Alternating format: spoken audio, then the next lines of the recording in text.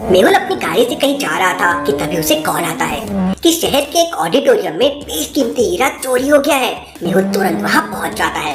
Mehul security से पूछताछ करता है तो सिक्योरिटी गार्ड कहता है, सर सुबह तक के तो हीरा सही सलामत था, फिर अचानक देखते ही देखते गायब हो गया। मेहुल उस ऑडिटोरियम के मैनेजर से कहता है, सुबह से यहाँ कौन कौन आया था? तब मैनेजर कहता है, सर सुबह से तो यहाँ कोई नहीं आया, मेरी तो कुछ समझ नहीं आ रहा, आके हीरा गायब हुआ तो हुआ कैसे?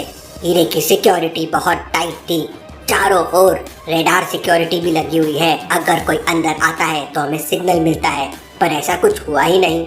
मेहुल उस जगह को देखता है जहाँ पर हीरा था। वो जगह पूरे हरे कलर में पेंट की गई थी। मेहुल को शक होता है कि जरूर इस चोरी में मैनेजर का हाथ है। लॉजिकल आदमी मेहुल को मैनेजर पे शक क्यों जाता है, क्या आप सोच सकते हैं?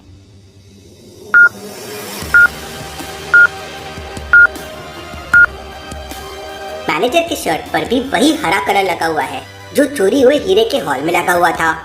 सच सच बताओ, तुम भी चोरी में शामिल होना?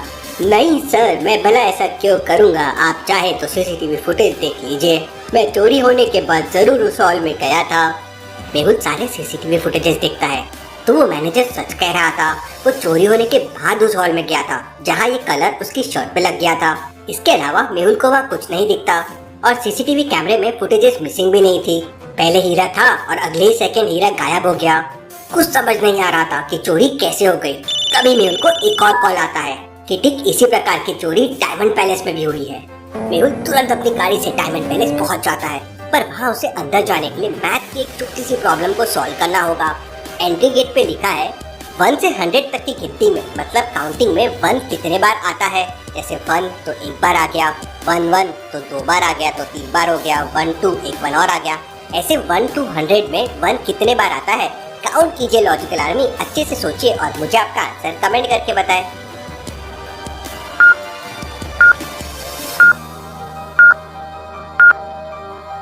मेहुल बहुत ही इंटेलिजेंट जासूस है। वह तुरंत 21 टाइप कर देता है और डायमंड पैलेस के अंदर पहुंच जाता है। लॉजिकल आर्मी, अगर आपका जवाब 21 नहीं है तो पॉज करके अच्छे से सोचिए। मेहुल वहाँ के मैनेजर से बात करके तुरंत सीसीटीवी कैमरे देखता है, पर सुबह से लेकर दोपहर तक वहाँ कोई नहीं आया था, लेकिन फिर भी रेडार सिक्योरिटी में रखा हुआ हीरा चोरी हो गया। वो बहुत ही बेशकीमती हीरा था। भला ये कैसे मुमकिन है कि बिना सीसीटीवी कैमरे से छेड़छाड़ किए कोई उसके सामने से निकल जाए और पता भी न चले? जरूर कुछ बहुत बड़ी गड़बड़ है। इसके बाद मेहुल पता करता है कि शहर में डायमंड के और कितने शोरूम हैं, तो उसे पता चलता है कि स्वर्ण प्रभा डायमंड नाम का एक और पैलेस शहर में है। बाकी 2 पैलेस में तो चोरी हो चुकी है। मेहुल स्वर्ण प्रभा पैलेस पहुंच जाता है और सीधा जाके मैनेजर से मिलता है और मैनेजर से कहता है, मैं डिटेक्टिव मेहुल हूँ और आपके पैलेस में डायमंड की चोरी हो सकती है, इसलिए सभी कैमरे और सिक्योरिटी को हाई अलर्ट पे कर दीजिए। और मेहुल वहीं बैठकर उस चोर का इंतजार करने लगता है। मेहुल सुबह से इस चोर के पीछे पड़ा हुआ था, इसलिए उसने सुबह से कुछ खाया भी नहीं था। वो एक बिस्किट का पैकेट निकालता है और उसे खाकर बगल वाले डस्टबिन में डाल देता है। थोड़ी देर बाद पैलेस के सारे हीरे चोरी हो जाते हैं। मेहुल हैरान हो जाता है। वो सीसीटीवी फुटेजेस चेक करता है, लेकिन फुटेजेस में कोई हलचल नहीं थी। ये कैसे पॉसिबल है? केस तो बहुत इंटरेस्टिंग होता जा रहा है। तभी मेहुल की नजर डस्टबिन पे पड़ती है और वो तुरंत समझ जाता है कि यहाँ जरूर कोई आया था। तो क्या आप डस्टबिन को देख के बता सकते हैं मेहुल ऐसा क्या देख लिया डस्टबिन में जिससे उसे लगा कि यहाँ कोई आया था? सोचिए सोचिए लॉजिकल आर्मी।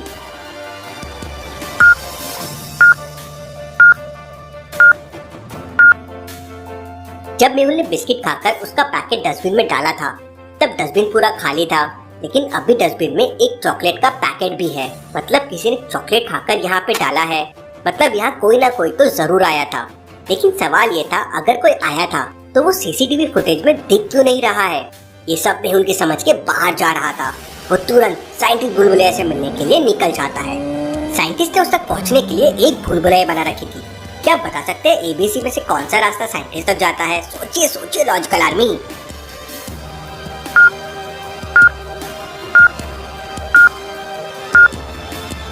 रास्ता B साइंटिस्ट तक जाता है कुछ इस तरह से।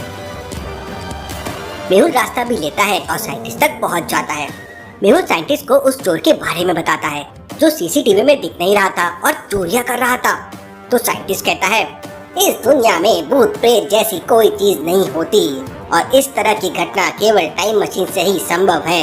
इसका मतलब टाइम मशीन बन चुकी है और ये काम केवल प्रोफेसर डेक कर सकता है। 10 साल पहले हम दोनों ने इस प्रोजेक्ट पर काम किया था, लेकिन सफल नहीं हो पाए थे। मेहुल तुरंत प्रोफेसर डेक के घर पे पहुंच जाता है। प्रोफेसर डेक का घर शहर से दूर एक जंगल में था और उन्हें अकेले रहना बहुत पसंद था। मेहुल उनके घर के सामने पहुंच जाता है। अंदर प्रोफेसर कुछ रिसर्च कर रहे थे। मेहुल उनसे टाइम मशीन के बारे में पूछता है तो प्रोफेसर डेक कहते हैं, हाँ, ये टाइम मशीन मैंने बनाई है और मैं इससे जो चाहूँ जब चाहूँ कर सकता हूँ और शहर के सारे हीरे मैंने ही चुराए हैं। तो मेहुल उनसे पूछता है, आपने हीरो की चोरी कैसे की? मैं स्वर्ण प्रभा पैलेस में खुद था और वहाँ से आप हीरे लेकर निकल गए और मुझे पता भी नहीं चला। सीसीटीवी कैमरे में भी आपका कोई इमेज नहीं था। ऐसा कैसे संभव है? तो प्रोफेसर डेक कहते हैं, बच्चे, अगर तू मेरे एक सवाल का जवाब देगा तो मैं तुझे सब बता दूंगा। पूछिए सर। तो प्रोफेसर डेक मेहुल से पूछते हैं, वक्त क्या है, समय क्या है? तो मेहुल तुरंत कहता है, सर, लगातार चलना ही समय का नाम है और कभी ना रुकना ही समय का काम है। तो प्रोफेसर डेक जोरों से हंसने लगता है और कहता है, मैंने इस डेफिनेशन को बदल दिया है। अब मैं टाइम मशीन की मदद से समय के पीछे जा सकता हूँ। और वो मेहुल को बताते हैं कि उन्होंने किस तरह हीरो की चोरी की। टाइम मशीन की मदद से मैं खुद को समय के पहले ले जा सकता हूँ, जिससे आज में तुम मुझे देख नहीं सकते। और फिर वो मेहुल को अपने साथ टाइम मशीन की मदद से स्वर्ण प्रभा पैलेस की उसे दिन में ले जाते हैं जब हीरे की चोरी हुई थी। मेहुल देखता है कि प्रोफेसर डेक बिल्कुल आराम से आते हैं और हीरा उठाकर चले जाते हैं। और उस समय उन्होंने एक चॉकलेट खाई है और उसका पैकेट डस्टबिन में डाल दिया था और उन्हें कोई देख नहीं पाता क्योंकि वो आज में नहीं बल्कि किसी और समय में आए थे। मेहुल सारा खेल समझ जाता है और प्रोफेसर डेक से कहता है, सर, मैं आपके टैलेंट की कदर करता हूँ, पर आप इसका गलत उपयोग करके सही नहीं कर रहे हैं। तो प्रोफेसर डेक कहते हैं, बच्चे, तुझे अभी पैसे की कीमत नहीं पता है। पैसों से सब कुछ किया जा सकता है और मैं जीनियस हूँ, तुम मुझे हरा भी नहीं पाओगे। और वो वहाँ से टाइम मशीन के मदद से गायब हो जाता है और मेहुल तुरंत वहाँ से अपनी गाड़ी में निकल जाता है और वापस साइंटिस्ट बुलबुलैया के पास पहुँच जाता है और उनको सारी बात बताता है। 10 साल पहले हम दोनों ने मिलकर एक टाइम मशीन बनाई थी। उससे हम केवल पास्ट में जा सकते थे, लेकिन अगर हमने पास्ट में कुछ छेड़छाड़ की तो वही प्रेजेंट बन जाएगा। इसलिए हमने उस टाइम मशीन को यूज नहीं किया था। और फिर साइंटिस्ट मेहुल को उस टाइम मशीन के पास लेके जाते हैं। Interesting, very very interesting. अब मैं इस मशीन की सहायता से पास में जाऊंगा और प्रोफेसर डेक को पकड़ने का कोई तरीका ढूंढूंगा जिससे वही प्रेजेंट बन जाएगा और फ्यूचर में प्रोफेसर डेक पुलिस की गिरफ्त में होगा। मेहुल उस टाइम मशीन की सहायता से पास में जाता है और उसी स्वर्ण प्रभा पैलेस में जाता है जहाँ हीरो की चोरी प्रोफेसर डेक ने की थी। वहाँ चॉकलेट खाते हुए प्रोफेसर डेक आते हैं और चॉकलेट का पैकेट डस्टबिन में डालकर हीरा उठाने लगते हैं।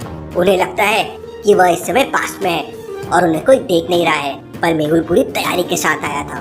वो उन्हें वहीं पकड़ लेता है, पर प्रोफेसर डेक टाइम मशीन की मदद से तुरंत अपने फ्यूचर में चले जाते हैं जहाँ वो मेहुल से छूटकर भाग जाते हैं और मेहुल उन्हें पकड़ नहीं पाता। मेहुल तुरंत प्रोफेसर डेक को पकड़ने के लिए डायमंड पैलेस यानी कि अपने दूसरे पास में जाता है और प्रोफेसर डेक के आने का इंतजार करता है, पर प्रोफेसर डेक नहीं आते। वह उस दिन के एक दिन बाद यानी फ्यूचर में आते हैं और चोरी करके चले जाते हैं और मेहुल कुछ नहीं कर पाता। अब मेहुल के पास प्रोफेसर डेक को पकड़ने का एक आखिरी रास्ता बचा था, शहर का ऑडिटोरियम। वो शहर के ऑडिटोरियम में 2 दिन पहले ही पहुंच जाता है और हर जगह छुपे हुए कांटे डाल देता है। 2 दिन बाद प्रोफेसर डेक वहाँ आते हैं और मेहुल कांटों को एक्टिवेट कर देता है। प्रोफेसर का पैर उस पर पड़ता है और पूरे पैरों में गड्ढे हो जाते हैं। वो कांटों में फंस जाते हैं, दर्द से चिल्लाने लगते हैं, खून निकलने लगता है।